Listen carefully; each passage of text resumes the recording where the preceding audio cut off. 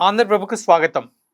CJP party neat పరీక్ష paper లీక్‌తో ప్రారంభమైన ఈ ఉద్యమం నేడు గత 2 రోజుల నుంచి ఢిల్లీని రణరంగంగా మార్చిని, అలాగే ప్రస్తుతం పార్లమెంట్‌ని కూడా స్తంభింపజేస్తుంది. దీని గురించి మనం చర్చిద్దాం ఈ వీడియోలో. మనతో పాటు జూమ్ లైన్‌లో అందుబాటులో ఉన్నారు సోషల్ యాక్టివిస్ట్, అలాగే రాజకీయ విశ్లేషకులు శ్రీ చాడా శాస్త్రి గారు.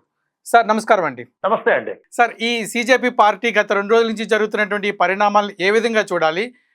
ముఖ్యంగా కేంద్ర ప్రభుత్వం దీనిపైన స్పందించిన తీరు, ఒక గంట క్రితం ప్రధానమంత్రి గారు దీనిపైన ట్వీట్ చేశారు. ఫాస్ట్ ట్రాక్ కోర్ట్స్ ఏర్పాటు చేసి దీనిపైన విచారణ సాగిస్తామని. సో ఈ ఓవరాల్‌గా ఈ ఎపిసోడ్‌ని ఎలా చూడాలి? కొంచెం విశ్లేషిస్తారా దీనిపైన?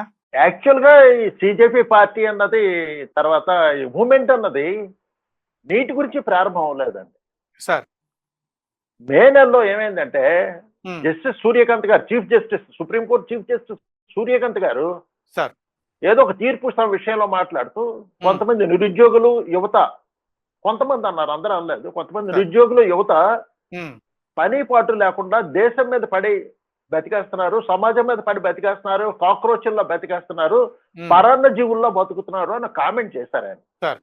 చేస్తే ఆ కామెంట్ని తీసుకొని కొంతమంది యువకులు ఏమన్నారంటే, యువతనంతా చీఫ్ జస్టిస్ గారు బొద్దింకలు అంటారా, కాక్రోచెస్ అంటారా అని సరదాగా వాళ్ళు ఏం చేశారంటే కాక్రోచ్ పార్టీ అని ఒకటి పెట్టారు.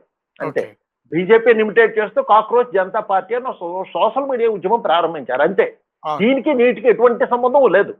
సార్. స్టార్టింగ్ లో జస్టిస్ సూర్యకాంత్ గారి వ్యాఖ్యల మీద స్టార్ట్ అయింది కాక్రోచ్ అన్న పదం. హ్మ్. సో దేశంలో బీజేపీ అధికారంలో ఉంది కాబట్టి బీజేపీకి అది కనిగట్టుకుంటే సిబిఐపీ అని పెట్టుకున్నారు. సరిపోయింది, అంతదాకా పర్వాలేదు. మొదట్లో ఈ అభిజిత్ అన్న ఆయన ఓన్లీ సోషల్ మీడియా యాక్టివిస్ట్. గతంలో ఈ అభిజిత్ ఎవరైతే ఈ మూవ్మెంట్ స్టార్ట్ చేస్తారో, ఈయన ఆప్ లోని మీడియా కన్వీనర్ గా చాలా రోజులు పనిచేస్తారు. మరి ఒక 2 సంవత్సరాలు పనిచేశారు. ఈయనే కాదు, ఈయనతో పనిచేసిన టాప్ 4గురిలో ఒకళ్ళిద్దరు ఆ పార్టీలో పనిచేశారు. వీళ్ళు కొత్త వాళ్ళు ఏం కాదు, కొత్త యువకులు కాదు, కొత్త విద్యార్థులు కాదు. వీళ్ళకి ఆల్రెడీ రాజకీయాలతో పూర్తి సంబంధం ఉంది. ఓకే. సో వీళ్ళు అది స్టార్ట్ చేశారు. స్టార్ట్ చేసిన తర్వాత దానికి విపరీతమైన స్పందన వచ్చింది సోషల్ మీడియాలో. ప్రమాణమే ఒక 1 కోటి మంది దాకా సభ్యులు జాయిన్ అయ్యారు, ఇంకా ఎక్కువ కూడా సభ్యులు జాయిన్ అయ్యారు. సో మనకి ఎంత సపోర్ట్ వచ్చింది కాబట్టి మనం ఒక ఉద్యమం నిర్వహిస్తే ఎలా బాగుంటుందని. అదే సమయంలో నీట్ పేపర్ లీక్ అవడం. సో నీట్ పేపర్ ఇష్యూని వీళ్ళు తీసుకున్నారు. నీట్ పేపర్ ఇష్యూని తీసుకొని ఆయన అమెరికాలో చదువుతుంటే ఆ కుర్రాడు అభిజిత్ భారత్ రావడం, నేను ఆ రోజు ధర్నా ఒకరోజు చేస్తానంటాం, ధర్నాకు కావాల్సిన ముందు పెర్మిషన్లు కానీ ఏమీ తీసుకోలేదు ఫస్ట్ టైం చేసినప్పుడు. ఓకే. వచ్చిన రోజు మేము పెర్మిషన్ అడుగుతాం, ఆ రోజు ఇవ్వాలని. ఢిల్లీ రూల్స్ ప్రకారం, పోలీసుల ప్రకారం కనీసం 1 వీక్ ముందు పెర్మిషన్ తీసుకొని ఓ రోజు ధర్నా చేయొచ్చు, ఉదయం నుంచి సాయంత్రం దాకా. అటు ఏమీ చేయలేదు. ఆయన డైరెక్ట్ గా ఎయిర్పోర్ట్ నుంచి దిగి నేను ధర్నా స్థలానికి వెళ్తా అంటారు. ఎందుకు ఘర్షణ అయితే పోలీసులు ముందే ఆయనకు ధర్నాకు పెర్మిషన్ ఇచ్చి డైరెక్ట్ గా ధర్నా స్టేట్కి తీసుకెళ్ళడం, ఆ రోజు ధర్నా చేసుకోవడం అయిపోయింది అక్కడితోటి. ఆ రోజు ఎపిసోడ్ అయిపోయింది. ఆ తర్వాత మళ్ళీ ఏం చేశారంటే, గత నెల 20వ తారీఖు నాడు ఒకరోజు ధర్నా చేసుకుంటాం జంతర్ మంతర్ దగ్గర, మళ్ళీ పెర్మిషన్ తీసుకున్నారు. పోలీసులు చెప్పారు, మీకు ఒక రోజు పెర్మిషన్ ఇస్తాం, సాయంత్రం 5 గంటలకల్లా మీరు ఇక్కడ నుంచి వెకేట్ చేసి వెళ్ళాలి. వెళ్ళలేదు వాళ్ళు. వెళ్లకుండా పూర్తిగా 20 రోజులు, 19 రోజుల పాటు ధర్నా నిర్వహించారు. 20 రోజులు అనధికారంగా చేశారనమాట. వాళ్ళకి చేయడానికి ఒక రోజు, కానీ ఏ రోజు పోలీసులు రెచ్చిపోయి వాళ్ళ మీద అతిచర్య చేయడం కానీ, వాళ్ళని చెదరగొట్టడం కానీ చేయలేదు. ఎందుకంటే ప్రజాస్వామ్యంలో నిరసన తీసుకునే హక్కు అందరికీ ఉంది. శాంతియుతంగా నిరసన అన్నాళ్ళని తెలియజేసుకోవచ్చు. అందుకని కేంద్ర ప్రభుత్వం కూడా వాళ్ళ సమస్య తీసుకున్నారు, ఆ సమస్య మీద నిరసన తెలియజేస్తున్నారు, చర్చిస్తున్నారు, మంచిదాన్ని సైలెంట్గా ఉన్నారు. వాళ్ళకి రక్షణగా పోలీసులు ఉంచారు తప్పితే వాళ్ళ మీద దౌర్జన్యం చేయలేదు. ఈ పరిస్థితుల్లో మీకు నెక్స్ట్ ఏమైంది, ఆ 19 రోజులు అయిపోయిన తర్వాత 20వ తారీఖు నాడు పార్లమెంట్ మార్చ్ అని పెట్టుకున్నారు. ఈ మధ్యలో ఏం చేశారు వీళ్ళు, సోనం వాంగ్చుక్ గారిని లడక్ యాక్టివిస్ట్, లడక్ నుంచి ఆయన్ని తీసుకొచ్చి నిరాహార దీక్ష కూర్చోబెట్టారు. సో ఒక పక్క ఆయన నిరాహార దీక్ష చేస్తూ ఉంటే, ఇటుపక్క పోనీ వీళ్ళు ఆయనకి సపోర్ట్ గా నిరాహార దీక్ష చేశారా కొందరైనా అంటే లేదు. వీళ్ళు ఆయన ఎదురుకుండానే వీళ్ళు ఫుడ్ ఫెస్టివల్ లాగా నిర్వహించుకొని ఉదయం నుంచి రాత్రి దాకా రకరకాల భోజనాలు చేయడం. అది మొత్తానికి ఏమైందంటే, ఏ ఇష్యూ మీద వీళ్ళైతే నీటి గురించి అనుకున్నారో, ఆ నీటి గురించి కనీసం 1% కూడా దాంట్లో చర్చలు కానీ, ఎవరిని పెద్దవాళ్ళని పిలిచి మాట్లాడించడం కానీ, లోపాలు ఏం జరిగాయి, వాటిని ఎట్లాగా పరిష్కరించాలి, ఇటువంటి విషయాల మీద వేటి మీద చర్చ జరగలేదు 19 రోజులు ధర్నా సమయంలో. ఎంతసేపు ఎవరో పై వాళ్ళు రావడం, సినిమా యాక్టర్లు రావడం, యాక్టివిస్టులు రావడం, జేఎన్యూ ప్రొఫెసర్లు రావడం, వీళ్ళందరూ వచ్చి వామపక్ష భావజాలం గురించి చెప్పడం, కాశ్మీర్ గురించి చెప్పడం, రామ మందిరం గురించి చెప్పడం, లేకపోతే బీజేపీని తిట్టడం, ఆర్ఎస్ఎస్ తిట్టడం, బ్రాహ్మణిజాన్ని తిట్టడం, ఇవే జరిగాయి తప్పితే నిజమైన ఏ ఇష్యూకి అదే మొదలెట్టారో ఆ ఇష్యూ గురించి పెద్దగా ఏం వాళ్ళు చర్చించలేదు, అసలు పెద్దగా ఏంటి చర్చించలేదు. సో దాంతో మొత్తానికి ఏమైందండి, కొంతమంది సోనం వాంగ్చుక్ గారు అభిమానులు హైకోర్టుకు వెళ్ళారు. ఆయన హెల్త్ పాడైపోతే కేంద్ర ప్రభుత్వం పట్టించుకోవట్లేదు, కేంద్ర ప్రభుత్వం తీసుకున్నట్టుగా ఆదేశాలు ఇవ్వమంటే వెంటనే హైకోర్టు ఆదేశాలను అనుసరించి కేంద్ర ప్రభుత్వం ఆయన్ని హాస్పిటల్ షిఫ్ట్ చేయడం జరిగింది. 18వ తారీఖున షిఫ్ట్ చేశారు, 20వ తారీఖున వీళ్ళు చెలో ఢిల్లీ అన్నారు. జనాలందరినీ పోగేశారు, మంచిదే ఢిల్లీకి, కానీ ఎవరు లీడ్ చేస్తారు? ఒక ఆందోళన మీరు ప్రారంభించడం ఈజీ, దాన్ని సస్టైన్ చేయడం చాలా కష్టం. ఇంతమంది 100 మంది మీద 1000 మందిని మీరు పిలుస్తున్నప్పుడు వాళ్ళు గ్రూపుల కింద పెట్టుకొని ఈ గ్రూప్ మీరు లీడ్ చేయండి, ఈ గ్రూప్ మీరు లీడ్ చేయండి అని అది ఏదో చెయ్యాలి. దానికి అసలు ఎవరైతే CJP పార్టీ ముఖ్య నలుగురు ఉన్నారో వాళ్ళు ఈ ఆందోళన ఢిల్లీ మార్చి సమయంలో ఎక్కడ కనిపించలేదు. మెయిన్ అభిజిత్ దిక్యాన్ ఆయన ఏం చేశారు, ఫస్ట్ ఆయన కొంతసేపు 10 నిమిషాలు పోగొంటూ ఉన్నారు. ఆల్రెడీ పోలీసుల మీద వీళ్ళు రాళ్ళు డ్రెస్సులో మొదలైతేటప్పటికి ఆయన చూసి ఆయన వెళ్ళిపోయారు, అసలు అక్కడ లేరు.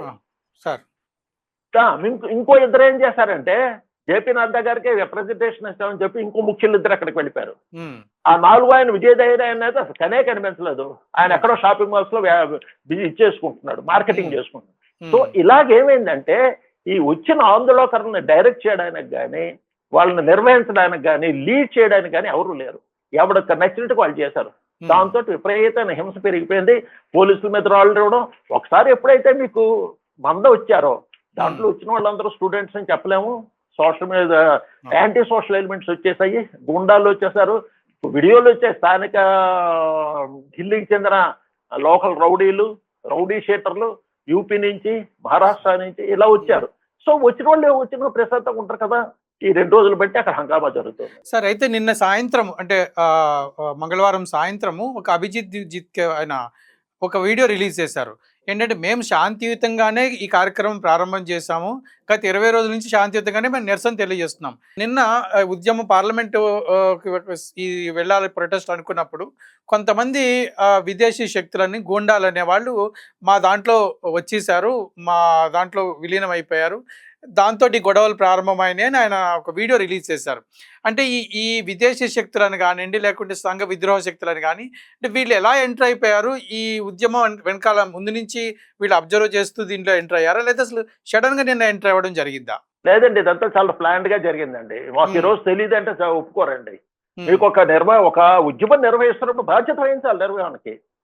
ఒక పెళ్లి మీరు నిర్వహిస్తున్నారు అనుకోండి, పెళ్లికి ఎవరిని ఇన్వైట్ చేస్తున్నారో ఎవరు వస్తున్నారో చూసుకోవాలి, బాధ్యత పెళ్లి పెద్దలది. ఒక ఉద్యమాన్ని కాల్ ఇచ్చారు 20వ తారీఖు నాడు చెలో ఢిల్లీ లేకపోతే చెలో పార్లమెంట్ అని ఎవరు ఇచ్చారు? పార్లమెంట్ మీద ప్రశాంతంగా మేము వెళ్తా ఉంటే దానికి తగ్గ ఏర్పాట్లు ఏం చేశారు? గ్రూపుల కింద విడగొట్టారా? ఎవరెవరికి ఏ గ్రూప్ లీడ్ చేశారా? ఎవరు వస్తున్నారు? ఎవరిని పిలిచారు అఫీషియల్ గా? పోలీసులు చెప్పారు ఎంతమంది వస్తారండి, మీరు మాకు ఏర్పాట్లు కావాలి, మేము ప్రశాంతంగా చేస్తాం, మాకు బందోబస్తు కావాలి. పెర్మిషన్ ఇవ్వలేదు పోలీసులు. అక్కడ సెక్షన్ 144 లాంటి సెక్షన్ పెట్టారు.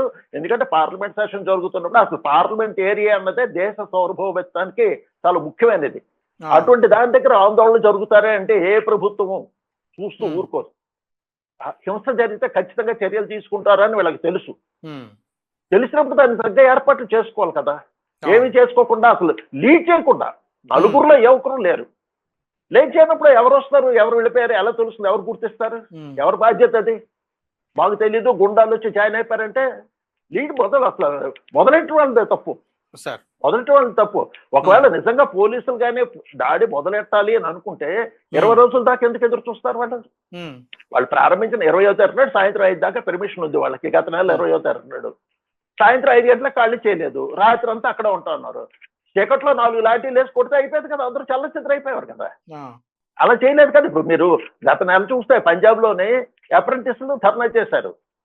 ఏపీఎస్సీబీ లాగా అక్కడ స్టేట్ ఎలక్ట్రిసిటీ బోర్డు అప్రెంటిస్ అయ్యాక ఉద్యోగాలు ఇస్తా ఉన్నారు, ఇవ్వలేదని చెప్పి 2600 మంది అప్రెంటిస్లు ఎలక్ట్రిసిటీ బోర్డు ముందు ధర్నా చేస్తే పంజాబ్ పోలీసులు చితక్కుడు తెరవేశారు అందరినీ 1 గంటలో.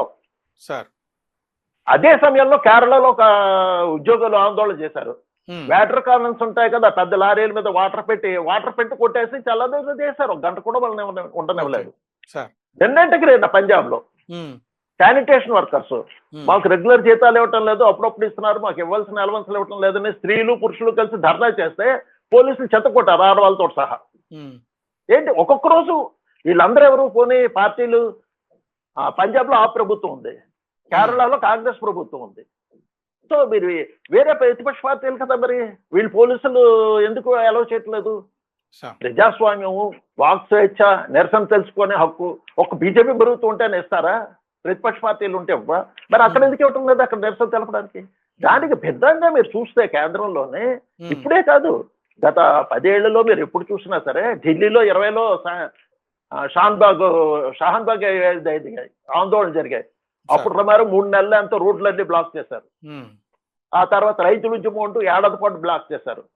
ఏ రోజైనా ఢిల్లీ పోలీసులు తమంతట తమకు లాఠీ చార్జ్ చేసి చెదరగొట్టారా వాళ్ళని? చెదరగొట్టలేదు. ఎప్పుడు జాయిన్ అయ్యారు వాళ్ళు?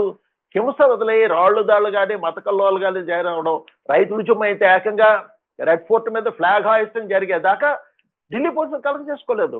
అంత స్థితికి వచ్చిన తర్వాత లాఠీ చార్జ్ చేయడం, అప్పుడు కూడా ఫైరింగ్ చేయలేదు. లాఠీ చార్జ్ చేశారు తప్పితే, టియర్ గ్యాస్ సెల్స్ వాడారు తప్పితే ఎక్కడ ఫైరింగ్ చేయలేదు. సో ఇక్కడ 20 రోజులు ప్రశాంతంగా ఉన్న పోలీసులు మొన్న 20వ తారీఖున పార్లమెంట్ మార్చిలు మాత్రం ఎందుకు మొదలెడతారు లాఠీ చార్జి?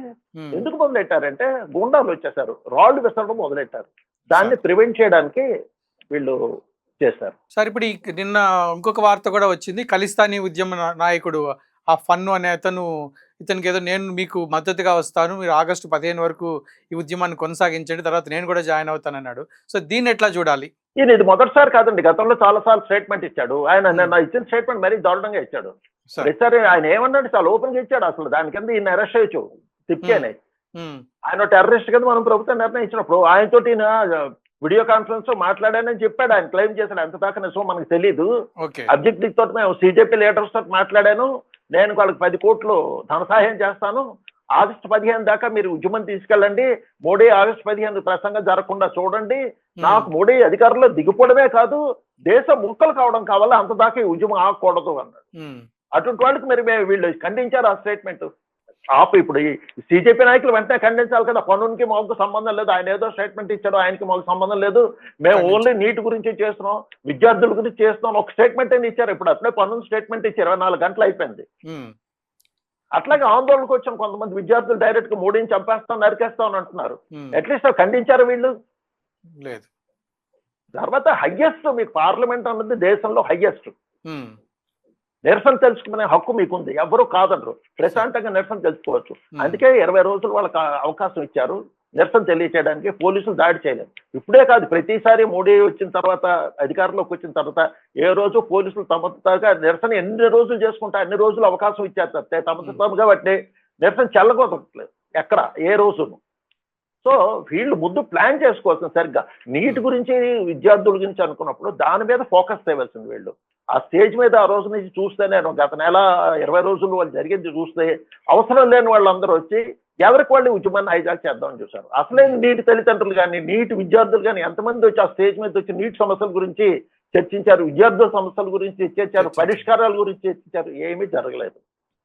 సో మీకు ఏమైందంటే దేశంలో గత మోడీ వచ్చి 12 సంవత్సరాలు అయింది.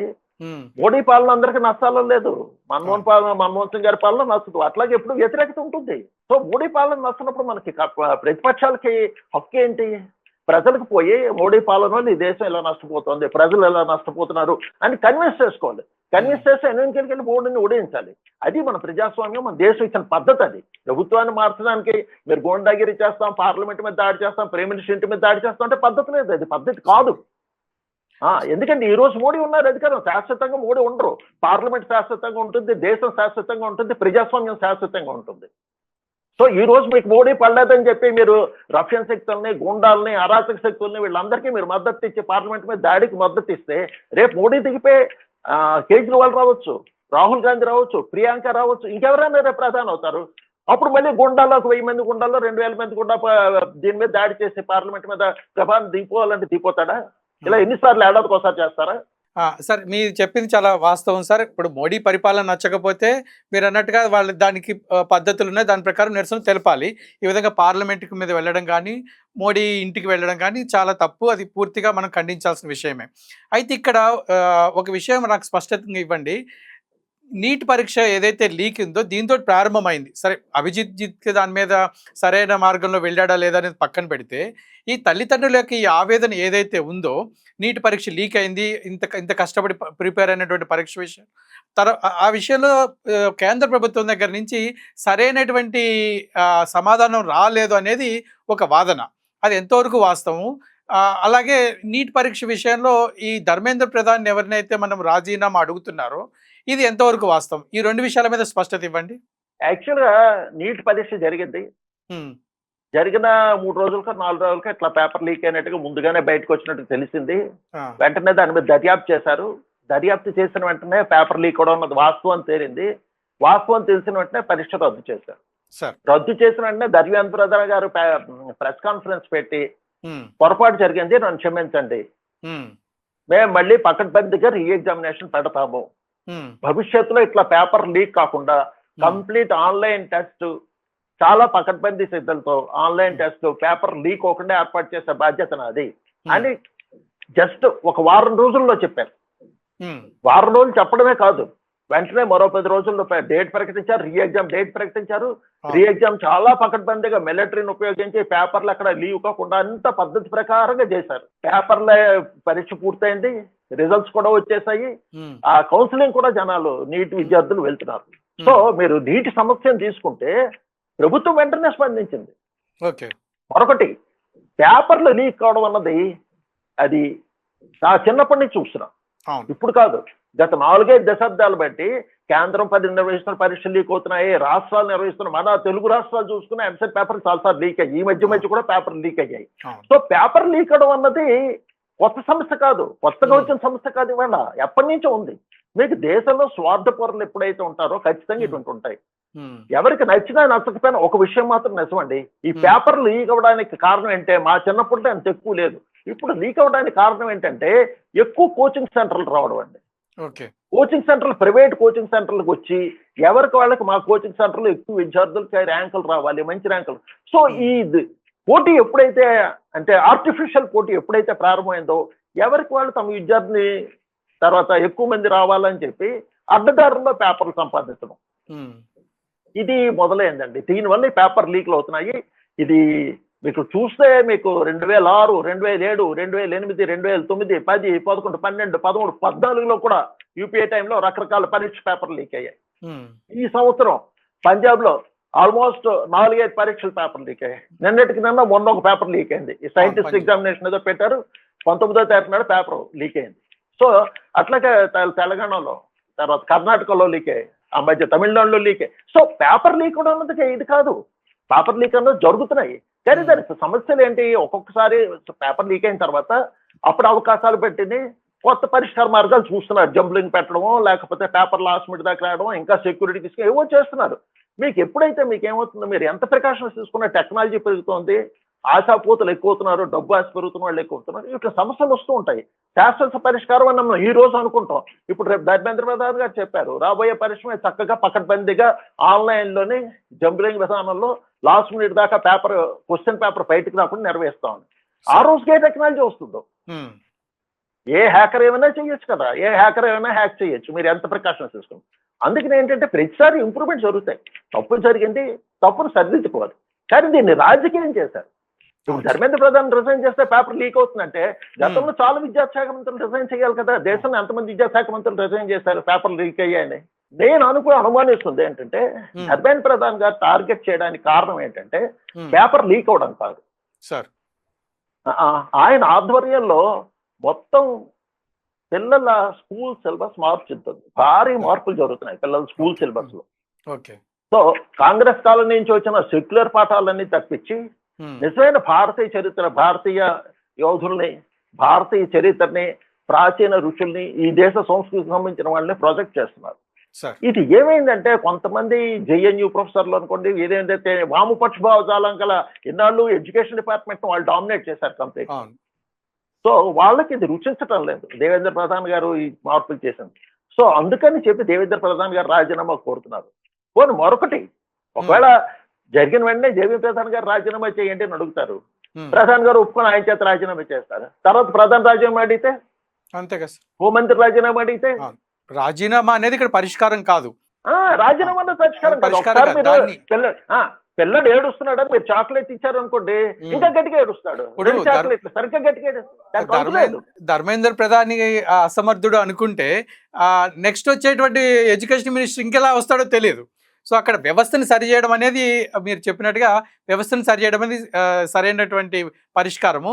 అయితే ఇక్కడ ఇంకొక ప్రశ్న సార్, మీరు ఇంతకుముందు అన్నట్టుగా రాజకీయ కోణం. సో నీట్ పరీక్ష లీక్ అవ్వడము అదంతా ఒక పక్కన పెడితే ఈ సీజేపీ పార్టీకి రాజకీయ కోణం ఉందనేది ముందు నుంచి మీరు కూడా ఇంతకుముందు కూడా చెప్పారు, ఆమ్ ఆద్మీ పార్టీలో పనిచేసినటువంటి వ్యక్తి అని చెప్పి. సో ఇప్పుడు సడన్గా నిన్న కేజ్రీవాల్ ఒక ప్రకటన చేశాడు, ఇది మేము క్రియేట్ చేసినటువంటి ఈ సీజేపీ అంటే ఆ మాట అనలేదు కానీ దీన్ని కాంగ్రెస్ పార్టీ హైజాక్ చేసి దీన్ని ఉపయోగించుకుంటుంది అని అన్నారు. అది మనం కూడా చూసాం. సడన్గా ఆయన ప్రధానమంత్రి వాళ్ళ ఇంటికి వెళ్ళడము, ఇప్పుడు దాకా కామ్గా ఉన్నటువంటి రాహుల్ గాంధీ గారు దాన్ని నిన్న ఒక ప్రెస్ మీట్ నిర్వహించారు. సో ఇదంతా జరుగుతుంది, చూస్తూనే ఉన్నాం. సో ఇది వీళ్ళిద్దరి మధ్య అంటే కేజ్రీవాల్ మధ్య రాహుల్ గాంధీ మధ్య జరుగుతున్నటువంటి ఈ వార్ని ఎట్లా చూడాలి? యాక్చువల్గా ఇప్పుడు జరుగుతుంది ఏంటంటే ఎన్నికలకు వెళ్తున్నారు, మోడీని జయించలేకపోతున్నారు. 2021లో వీళ్ళు పెట్టిన రైతు ఉద్యమం సంవత్సరం పాటు చేశారు. ఆ సంవత్సరం పాటు చేసిన రైతు ఉద్యమం వెనక అట్లా ఎవరున్నారు? ఆ ప్రభుత్వం పూర్తిగా సహాయ సహకారాలు అందించింది. వాళ్ళకి మంచినీళ్ళు ట్యాంకర్లు ఇచ్చింది, వాళ్ళకి ఫుడ్ అరేంజ్ చేసింది, వాళ్ళు ఎక్కడ టెంట్లు వేసుకుంటే అక్కడ కరెంట్ కనెక్షన్లు ఇచ్చింది. ఎందుకంటే ఢిల్లీ ప్రభుత్వం వాళ్ళ చేతుల్లో ఉండేది. ఏకంగా ఒక మినీ గ్రామాన్ని నిర్మించేసుకున్నారు.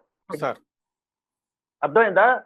వీళ్ళకి ఎవరు సపోర్ట్ చేస్తారు? ఫండింగ్ అంతా పంజాబ్కి చెందిన సిక్కులు ఫారిన్ లో సెటిల్ అయిన, కెనడాలోని ఆస్ట్రేలియాలోని సెటిల్ అయిన సిక్కులు 100 కోట్ల రూపాయలు ఇచ్చారు. లేకపోతే ఒక సంవత్సరం పాటు భారీ ఎత్తున మీకు 2 పూట్ల భోజనాలు పెడుతూ అంత కార్యక్రమం నిర్వహించలేరు. సో పంజాబ్ లోని సిక్కులు, ఆప్ రాజకీయ నాయకులు కేజ్రీవాల్ వంటి వాళ్ళు, తర్వాత కొన్ని వామపక్ష సంఘాలు కలిపి రైతు ఉద్యమం నడిపాయి. రైతు ఉద్యమం నడిపి ఏమన్నారు, ఈసారి అప్పుడు కూడాను దీని మీద ఎర్రకోట మీద దాడి చేశారు. రైతు ఉద్యమంలోనే రైతు సమస్యలు చర్చించకుండా ఎర్రకోట మీద దాడి ఎందుకు చేశారు? దానికి దీనికి సంబంధం ఏంటి? ఏదోలాగా మోడీని అధికారులు ఎన్నికల్లోని గెలవలేకపోతున్నామని పోనీ అది చేశారు. ఎందుకు చేశారు అంటే తర్వాత అప్పట్లోనే హర్యానా ఎన్నికలు వచ్చాయి, తర్వాత యూపీ ఎన్నికలు వచ్చాయి. రెండిట్లోనే కాంగ్రెస్ అనుకోండి, ప్రతిపక్షాలు అనుకోండి ఓడిపోయి. హర్యానాలో బీజేపీ గెలిచింది, యూపీలో కూడా రెండోసారి ఆదిత్యనాథ్ గారు వచ్చారు, యోగి ఆదిత్యనాథ్ గారు. సో ఎన్నికలు రెండిట్లో ఓడిపోయాయి. ఆ ఎన్నికల ఫలితాలు వచ్చిన తర్వాత, యూపీ ఎన్నికల ఫలితాలు వచ్చిన తర్వాత ఎవరైతే ఈ రైతు ఉద్యమానికి సాధారణంగా ఇటువంటి ఆందోళన వెనకాతలు ఉంటారో సోషల్ యాక్టివిస్టులు, ఎవరు? యోగేంద్ర యాదవ్ గారు ఒక ఇంటర్వ్యూ ఇస్తూ ఆయన ఏమన్నారంటే, రైతు సమస్యల రైతు ఆందోళన చేసింది రైతు సమస్యల మీదే కరెక్టే, కానీ అదొక కోణం మాత్రమే. మేము ఈ ఆందోళన మొదలుపెట్టింది యూపీ ఎన్నికల దృష్టిలో పెట్టుకొని మొదలెట్టాం. ఎందుకంటే యూపీ ద్వారా ఢిల్లీకి అధికారంలోకి వస్తారు ఏ పార్టీ అయినా. యూపీలో 80 ఎంపీ సీట్లు ఉన్నాయి కాబట్టి అక్కడ బాగా ఎంపీ సీట్లు వస్తే ఢిల్లీలో అధికారం రావడానికి అవకాశం ఉంటుంది. అందుకని మేము మొదలెట్టింది యూపీ ఎన్నికలు దృష్టిలో పెట్టుకొని పెట్టాం. రైతు ఉద్యమం ద్వారా అఖిలేష్ యాదవ్ గారికి పిచ్చి తయారు చేసి ఇచ్చాం. అఖిలేష్ యాదవ్ గారు పిచ్చి ఉపయోగించుకొని సరైన బ్యాటింగ్ చేయడంలో విఫలం చెందారు అని డైరెక్ట్ గా ఒక ఇంటర్వ్యూలో చెప్పారు ఆయన. సో అంటే వీళ్ళకి ఏంటి అసలు, నిజంగా వీళ్ళు మోసం చేస్తున్నారు. ఆ రోజు రైతులు నవ్వచ్చు, ఈ రోజు విద్యార్థులు నవ్వచ్చు. ఆ రోజు మోడీ గారు తెచ్చిన రైతు బిల్లు చాలా మంచి, రైతులకి చాలా ఉపయోగం. రైతులు తప్పు, ఎందుకంటే ఈ బిల్లులు తేవగానే రైతు నాయకుడు శికాయత్ గారు మోడీ ప్రభుత్వాన్ని పొగుడుతూ పోస్ట్ కూడా పెట్టారు. అన్నాళ్ళ బట్టి కోరుతున్న, దశాబ్దాలు బట్టి కోరుతున్న రిఫార్మ్స్ అని మోడీ గారు తీసుకొస్తున్నారు. మోడీ గారికి మరి కృతజ్ఞతలని. ఎందుకంటే అంతకు ముందు యూపీఏ టైంలో వాళ్ళు రిప్రజెంటేషన్ ఇచ్చారు, మాకు ఈ సమస్యలు ఉన్నాయి, పరిష్కారం దాదాపు 80 to 90% ఆ పరిష్కారాలకి బిల్లుల ద్వారా మోడీ గారు పరిష్కారం చూపించారు. వాళ్ళు ఏవైతే కూడారో అవే ఇచ్చారు.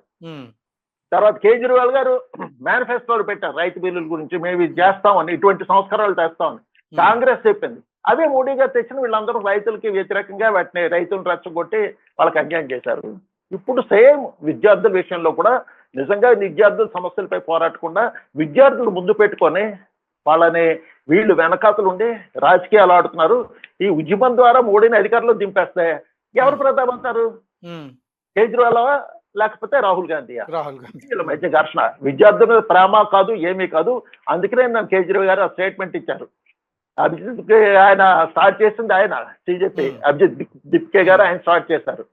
దాన్ని ఏమొచ్చి మధ్యలో వచ్చి జేఎన్యూ ప్రొఫెసర్లు, తర్వాత కాశ్మీర్ నుంచి వచ్చి వాళ్ళు, ఇలా ఎవరు పడితే వాళ్ళు వచ్చి ఆ స్టేజ్ వాడుకున్నారు. సార్ లడక్ నుంచి వచ్చి సోనం వాంగ్చుక్ గారు. అదే అదే సో ఎవరి ఎజెండా వాళ్ళది. ఉద్యమం ఏమో విద్యార్థుల ఉద్యమం నీట్ పరీక్షను పెట్టి మొదలు పెట్టారు సిజేపీ పార్టీ. సో ఇప్పుడు మీరు అన్నట్టుగా కేజ్రీవాల్ దూరాడు, తర్వాత రాహుల్ గాంధీ దూరాడు. ఈ ఓవరాల్ ఎపిసోడ్లో సోనం వాంగ్చుక్ ఎవరైతే ఉన్నాడో ఆయన అసలు ఏమి ఆశించి దీంట్లో దిగాడు? ప్రథమ ప్రశ్న. ఇప్పుడు ఈ ఉద్యమం కనుక వీళ్ళిద్దరు చేతులకు వెళ్ళిపోతే నెక్స్ట్ సోనం వాంగ్చుక్ ఏమవుతాడు?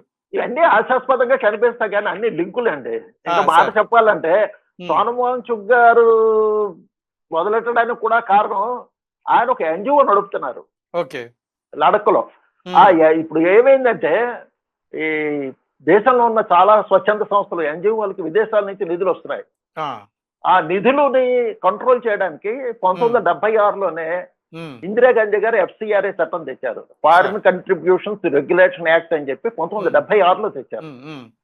ఆ చట్టం ఎందుకు తెచ్చారంటే అప్పట్లో 71 నుంచి 71 నుంచి కూడా ఇందిరాగాంధీ గారి పాలనలో అనుమానం ఏంటంటే అమెరికా ఇక్కడ కొన్ని సంస్థల ద్వారా ఫండింగ్ చేస్తోంది, రాజకీయ పార్టీలకి, మీడియా వాళ్ళకి, ఇన్ఫ్లుయెన్సర్స్ కి డబ్బులు పంచి ప్రభుత్వానికి వ్యతిరేకంగా ప్రజల్లోనే మార్పులు తెస్తోంది.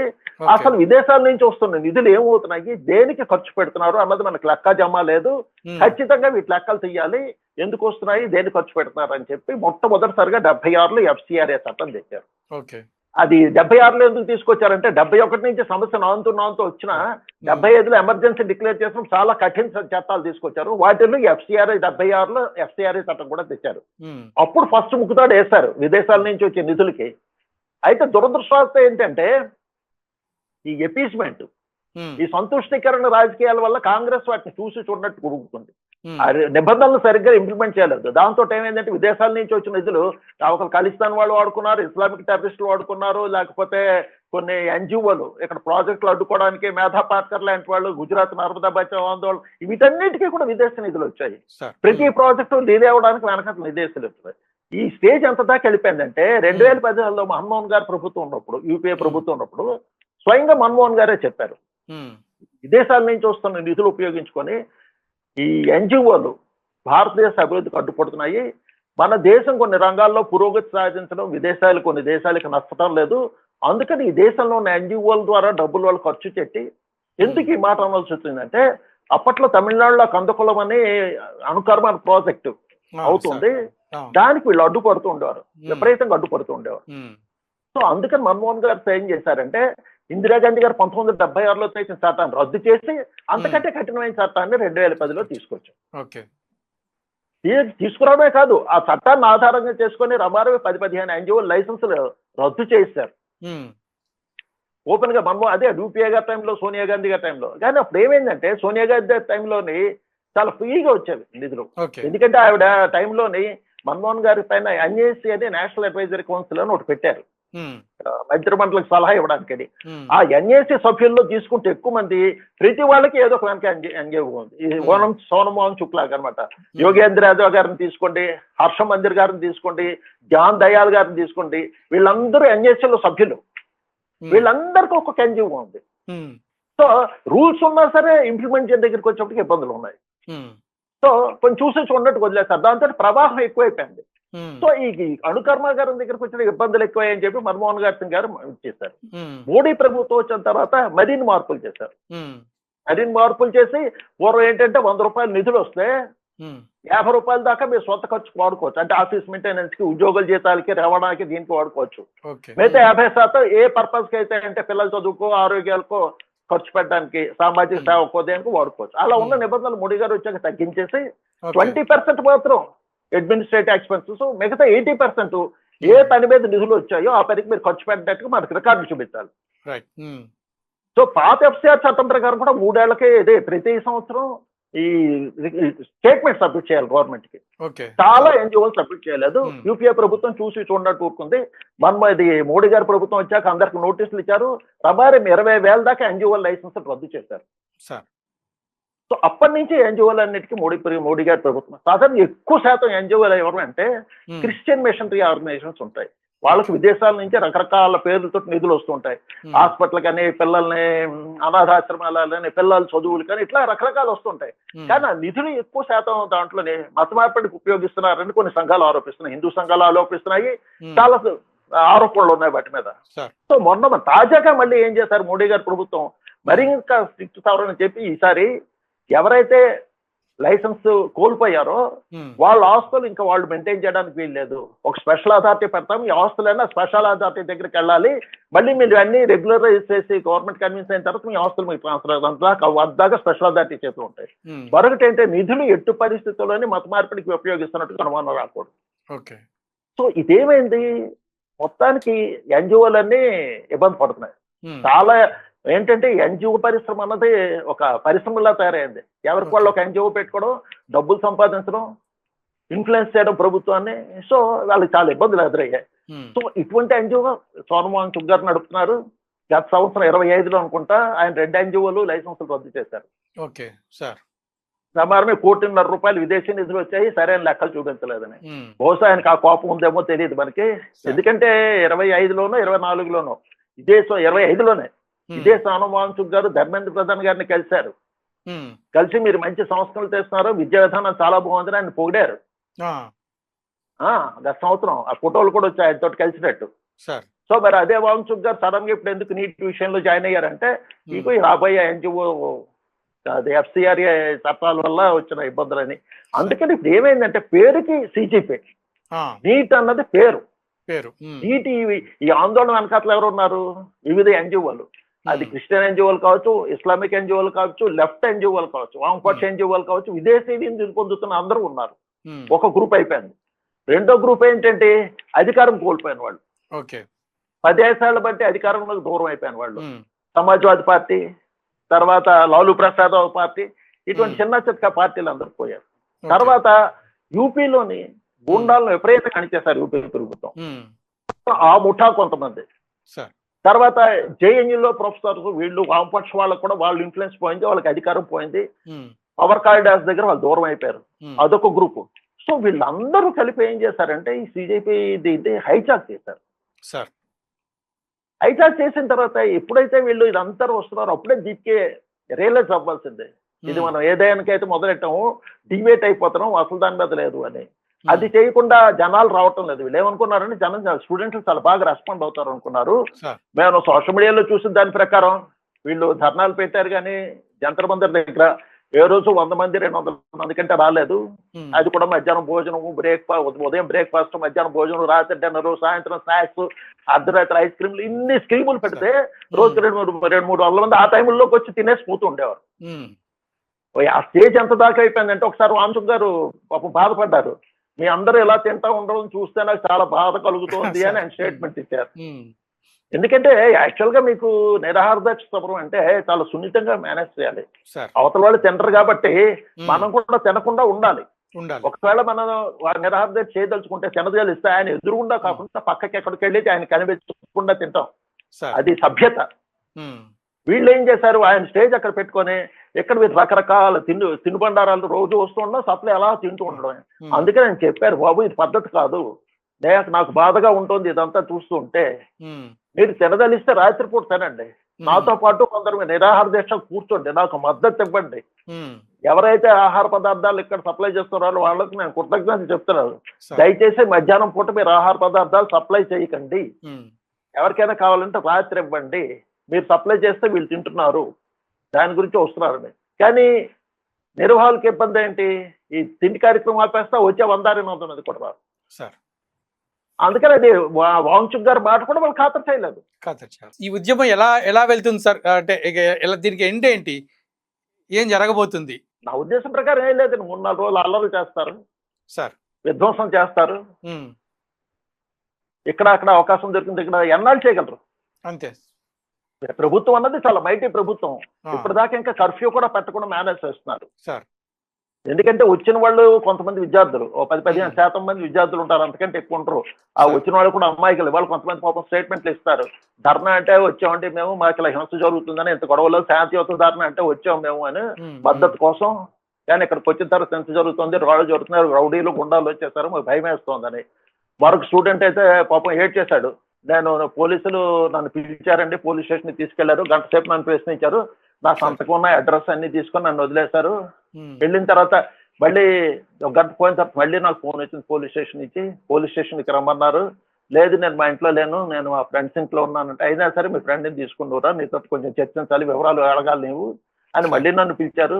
ఈ అయిన తర్వాత నేను అక్కడికి వెళ్ళి ఉదయం 12 గంటలకు వెళ్ళి మధ్యాహ్నం 12 గంటలకు వెళ్తే సాయంత్రం 6:30 దాకా పోలీస్ స్టేషన్ లో కూర్చోబెట్టారు. ఆ తర్వాత ఇంటికి పంపించారు. ఇంటికి వచ్చేటప్పటికి నేను ఆల్రెడీ వచ్చేటప్పటికి నా ఇంటికి నోటీస్ కూడా వచ్చింది పోలీసుల దగ్గర నుంచి. ఏమిటి మీకు కాకర్మ, మేము ఏం చేసామని. వాళ్ళకి ఎవరు సరిగ్గా చెప్పలేదు అని బాధపడ్డాడు ఆ కుర్రాడు.